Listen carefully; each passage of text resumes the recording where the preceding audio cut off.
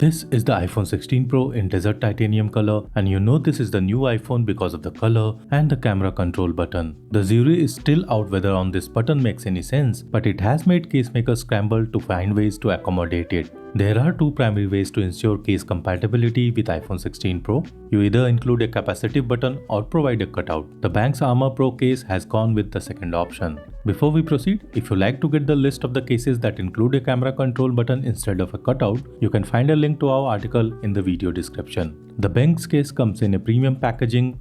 I like the transparent front of the packaging as it showcases the product inside. You can see on the packaging that the case uses 600D Kevlar material, which is thin and light and provides good impact resistance. The unboxing experience is simple. There's an adhesive plastic tab at the bottom. You can peel it off and lift off the transparent front to access the case. The case sits on a foam material and there's a page showing instruction on how to install it. Taking the case out, I can tell you that it feels great.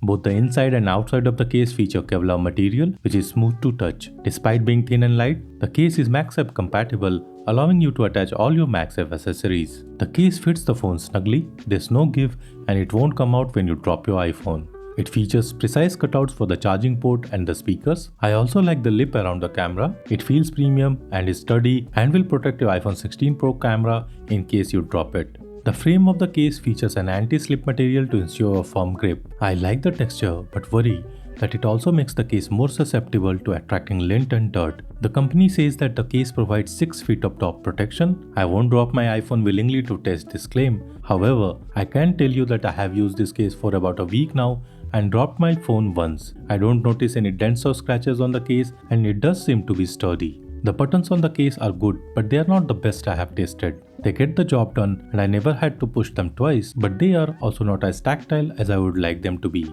The camera control cutout is good.